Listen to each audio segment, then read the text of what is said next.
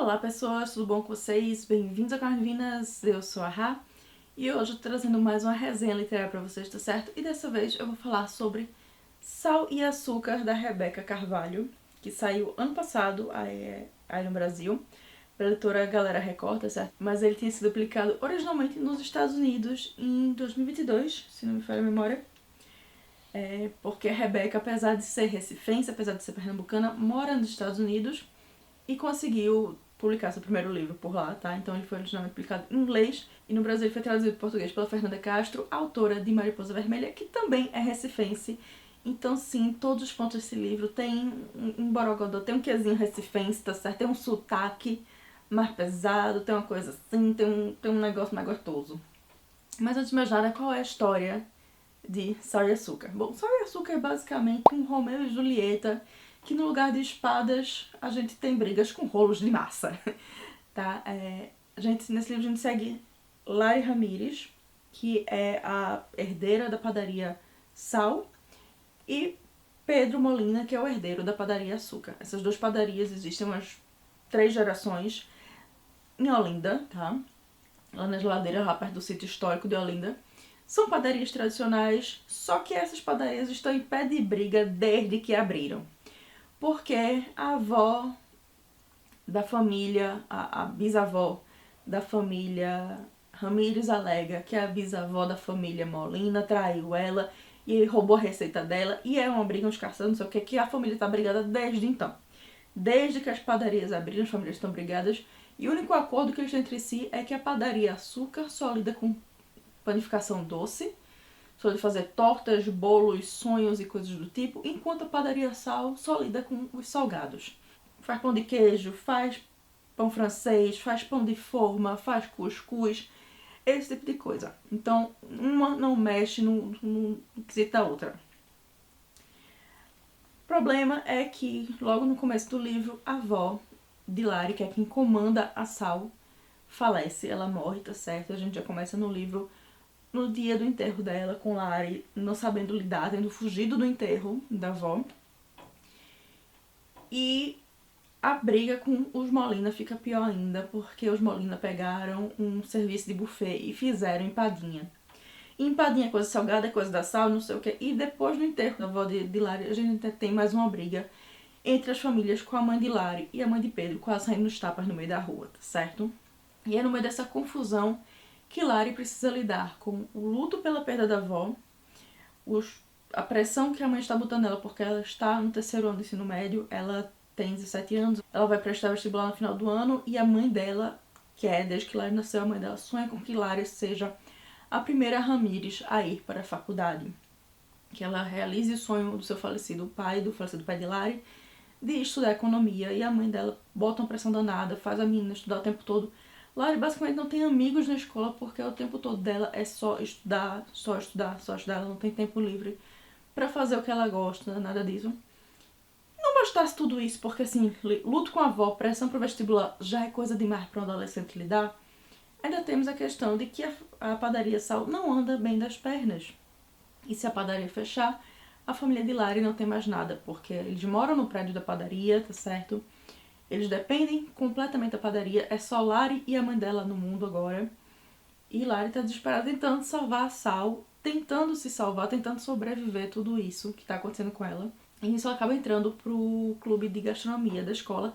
Só que o presidente do clube de gastronomia da escola é ninguém mais, ninguém menos do que Pedro Molina, seu rival, seu arqui-inimigo, tá certo? Desde berço. E os dois acabam tendo que conviver por causa do clube, e nessa convivência eles vão começando a se conhecer e ver que eles não são exatamente tão diferentes assim. Os dois têm problemas semelhantes. E eu gostei muito do livro, eu gostei muito especialmente como o livro trata do luto. Isso é um ponto muito importante da história, especialmente porque se você lê os agradecimentos no final, você descobre que Rebeca escreveu esse livro enquanto ela estava lidando com o luto da perda da mãe dela, tá certo? Então é um livro que claramente é extremamente pessoal, uma história que é extremamente pessoal para ela, isso, e se reflete na página. Eu gostei muito como ela tratou o luto, eu gostei muito como ela tratou o relacionamento de Lari e a mãe dela da pressão que a mãe sempre botou em Lari, e Lari não saber se expressar, não saber conversar com a mãe dela por causa disso, porque ela vê a mãe dela sempre como aquela figura autoritária que bota a pressão nela, que não vai ouvir o que a Lari quer da vida, em momento nenhum, tá certo? E quem costumava ser a mediadora entre as duas era a avó, e sem a avó lá, Lari não tem mais um modo de confiança para se comunicar com a mãe, digamos assim, um modo que ela confie que a mãe vai ouvir ela. Lari é uma menina que não sabe o que quer da vida ainda, porque ela não teve a oportunidade de se encontrar. Ela sempre viveu à sombra do que a mãe queria e do que a avó dizia que não, deixa quieto, que vai melhorar, não sei o que, até que chegou ao ponto que não tem pra onde Lari correr. Ou ela se descobre, ou ela vai viver sempre na sombra da pressão da mãe. Isso é bem interessante. A gente também tem um conflito acontecendo ao fundo de um grande supermercado que abriu no bairro, que está destruindo todos os negócios pequenos no bairro, e que a Sal e a Açúcar andam mal das pernas por causa desse negócio e tal, tem tudo isso.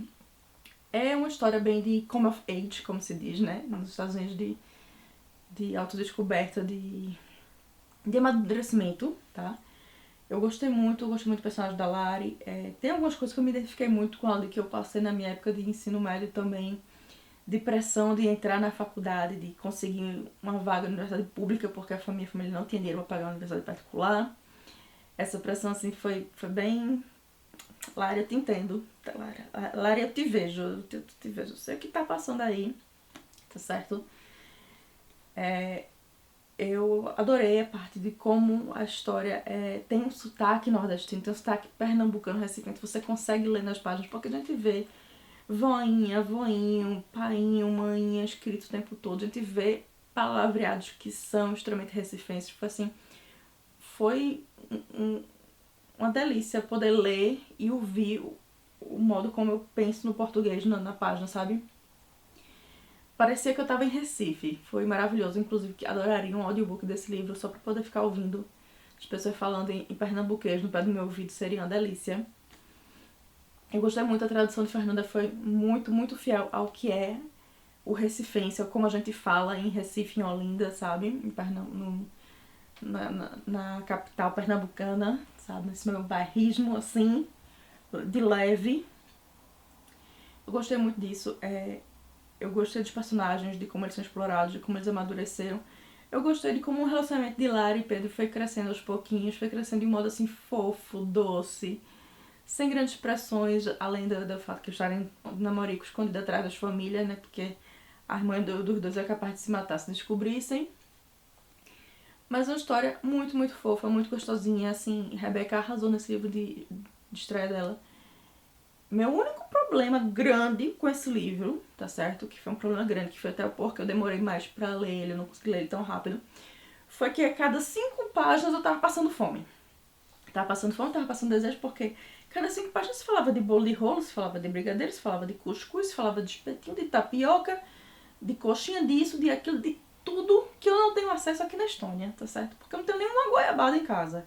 Eu lendo esse livro, por falando de bolo de rolo, e eu não tinha uma goiabada em casa pra matar minha vontade, não tinha. Quem dirá o bolo de rolo? Então foi a única coisa assim, que eu sofri, que eu não gostei desse livro, foi isso, que me deu uma saudade, me deu uma fome, me deu um negócio que eu tô, puxa, uma tapioca com queijo coalho agora. Não tem nem tapioca, queijo coalho nem existe nessa terra, certo? Foi isso que me entristeceu nesse livro, foi isso. Foi a fome que me deu de comida da minha terrinha, sabe? Mas, tirando isso, assim, eu adorei o livro, achei muito fofo, achei muito legal como a história se desenvolve. A escrita da Rebeca também é muito fluida, é muito bem pensada, assim, as frases funcionam e ela realmente conseguiu se colocar no lugar de adolescente. Tipo, tudo que eu vi aqui, Lara e Pedro falando, são coisas que eu veria adolescentes falando, tá certo? E que eu vi adolescentes na minha época, adolescente, em colégio público falando, discutindo sobre vestibular, essas coisas assim, tipo, foi bem semelhante dos alunos fazerem a festa de São João da escola. Isso também bateu uma nostalgia, bateu uma coisa, porque eu lembro da festa de São João que a gente fez pro nosso terceiro ano, que a gente fez pra poder arrecadar dinheiro pra formatura da gente, tá certo? Então, tem muita coisa assim que bateu mesmo dentro do peito, porque é a experiência que eu passei na minha vida, parte desse livro, sabe? A experiência de crescer em Recife, Olinda, da localidade, de o modo como a gente se comporta. Porque assim, muita gente acha que o Brasil todo é uma coisa só, mas cada lugarzinho tem seu jeito, tem uma coisa diferente. E não é tudo que nem a gente vê nas novelas da Globo, né? Então assim, eu me identifiquei demais com Lari, tá certo? Demais, demais. Mesmo minha família não tendo padaria, nada disso. Mas tem muita coisa assim, que eu identifiquei demais da pressão, pra ir pra universidade, pra não sei o quê. Tudo isso é uma coisa assim bem realista pra quem é de família classe média baixa e humilde em Recife, tá certo? Foi bem... bateu fundo. E assim, muito obrigada Ana Rebeca Carvalho por ter escrevido esse livro, porque foi uma volta pra casa. Estando aqui na Estônia, tão longe do meu Recife, foi uma volta pra casa esse livro, tá certo? E eu super recomendo, e é um livro até que eu vou recomendar pra minha sobrinha, que tem 15 anos, porque é um livro que dá pra adolescente ler, porque não tem nada que não deva ser lido pra adolescentes. Foi muito bom poder ver um romance de adolescente de ensino médio no qual ninguém estava se pegando loucamente e arrancando as roupas no meio da escola. Foi muito bom, porque tem uns livros nessa vibe que não.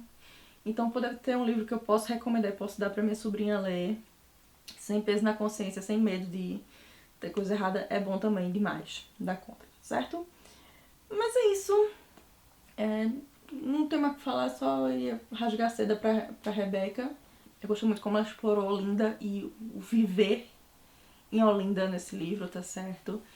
De como ela explorou a pressão que você passa na época do ensino médio pra fazer vestibular, pra fazer Enem, pra poder conseguir alguma coisa quando você vem de uma família mais humilde. Eu gostei muito disso.